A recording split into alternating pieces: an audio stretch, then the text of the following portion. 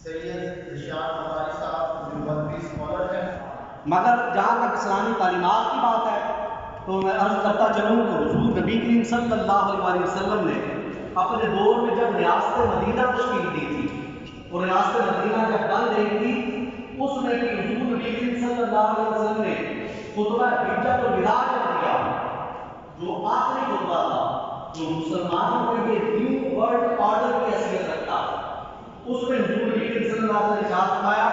ان دماءکم واموالکم واعراضکم علیکم حرام کحرمت یومکم ھذا فی شہرکم ھذا فی بلدکم ھذا الی یوم تلقون ربکم۔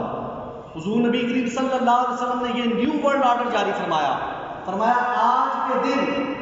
تمام انسانیت پر تمہارے اوپر ایک دوسرے کی عزتیں بھی حرام ہیں، ایک دوسرے کا مال بھی حرام ہے، تم کسی کا مال لوٹ نہیں سکتے، کسی کی عزت خراب نہیں کر سکتے۔ جس طرح آج کے دن کی حرمت اس شہر پر حج کا موقع تھا، آج کے دن کی حرمت اس شہر پر اور اس دن پر ہے، اسی طرح تمہارے اوپر بھی یہ حرمت لاگو ہوتی ہے۔ پھر حضور نبی کریم صلی اللہ علیہ وسلم نے ان کے پاس ایک مقدمہ آتا کہ کسی غیر مسلم کا ناحق قتل ہو گیا، کسی مسلمان نے قتل کر دیا، تو حضور نبی کریم صلی اللہ علیہ وسلم نے ارشاد فرمایا کہ میں جو ہوں اپنی رعایا کے حقوق دلوانے کے لیے ہر کسی سے آگے ہوں،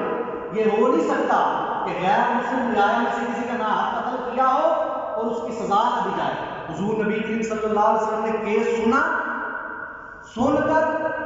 جو غیر مسلم قاتل تھا، حضور نبی کریم صلی اللہ علیہ وسلم نے سزا کے طور پر اس کو سزائے موت دی اور اس کو قتل کر دیا گیا۔ پھر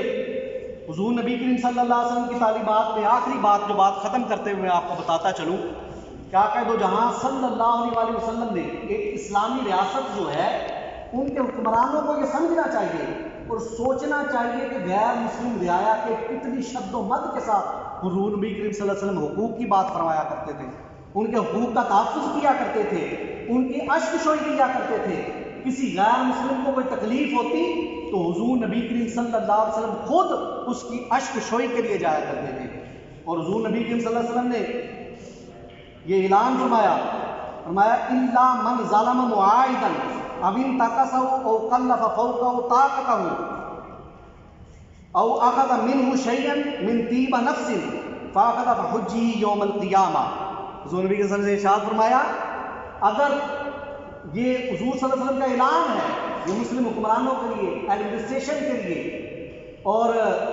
ان لوگوں کے لیے جو اکثریت رکھتے ہیں، سب کے لیے اعلان ہے۔ فرمایا اگر کوئی کسی غیر مسلم کی حق تلفی کرتا کسی اسلامی ریاست میں اور اس کا حق لے لیتا ہے، چھین لیتا ہے، ناحق تنگ کرتا ہے اور وہ بچ نکلتا، کیا طاقتور بچ جاتے ہیں نا، جو بچ نکلتا ہے تو حضور نبی صلی اللہ علیہ وسلم نے فرمایا وہ زیادہ خوش نہ ہو، کل قیامت کا دن ہوگا میں خود اپنے غیر مسلم شہری کا وکیل بن کر مسلمان کا گریبان پکڑ کر اس کو اس کا حق دلواؤں گا۔ یہ حضور نبی صلی اللہ علیہ وسلم کا اعلان ہے کہ اپنے غیر مسلم شہری کا جو رعایا تھا اور اس کا حق چھینا گیا، کل قیامت کا دن مسلمان کا گریبان ہوگا اور میرا ہاتھ ہوگا۔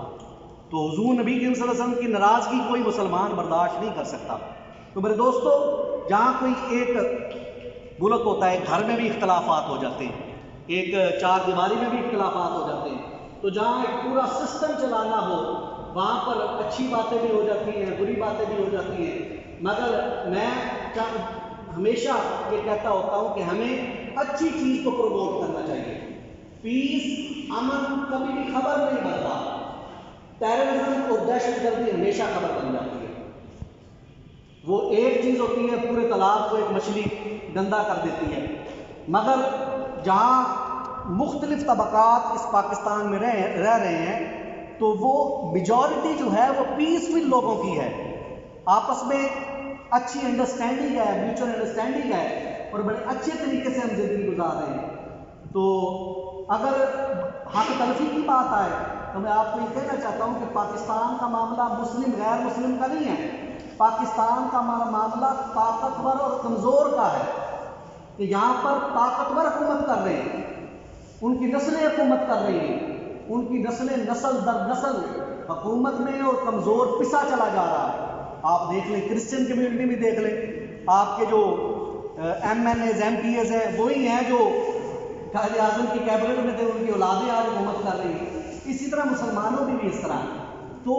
یہ مسلم اور غیر مسلم کا انتشار نہیں ہے، یہ طاقتور اور کمزور کا انتشار ہے۔ تو جہاں غیر مسلم کی حق تلفی کہیں ہوتی ہے تو میں آپ کو بتانا چاہتا ہوں مسلمانوں کی بھی حق تلفی ہو رہی ہے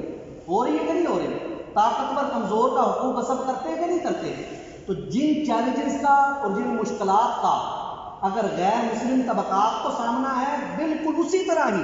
مسلم طبقات کو بھی انہی چیلنجز کا سامنا ہے، اور ان کو ٹھیک ہم نے کرنا ہے، کیونکہ یہ ہمارا ملک ہے۔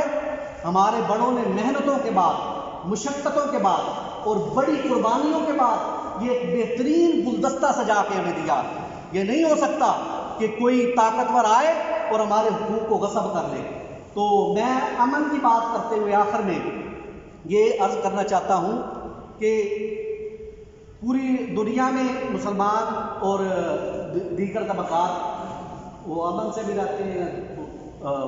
پرابلمز بھی ہو جاتی ہیں، مگر میں آپ کو صرف فیصل آباد کی بات کرتا ہوں اور مثال دیتا ہوں کہ فیصل آباد کے محلہ ناظم آباد میں آپ چلے جائیں، آپ دیکھیں آج بھی ایک مسجد اور ایک چرچ ایسا ہے جس کی دیوار آج بھی مشترکہ ہے، سانجھی دیوار ہے،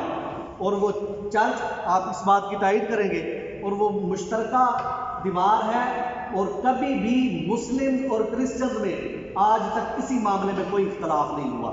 تو یہ پیسفل جو ایٹماسفیئر ہے، انشاءاللہ اس کو ہم نے پوری پاکستان میں پروموٹ کرنا ہے اور پوری دنیا میں پروموٹ کرنا ہے۔ انشاءاللہ وہ دن دور نہیں ہے جب پاکستان امن کا گہوارہ بنے گا اور پوری انسانیت جو ہے وہ سکھ کا سانس لے گی، طاقتور جو ہے اس کی گردن کو دبوچا جائے گا، اور مظلوم جو ہے انشاءاللہ وہ حکمرانی کرے گا۔ وآخر دعوانا الحمدللہ۔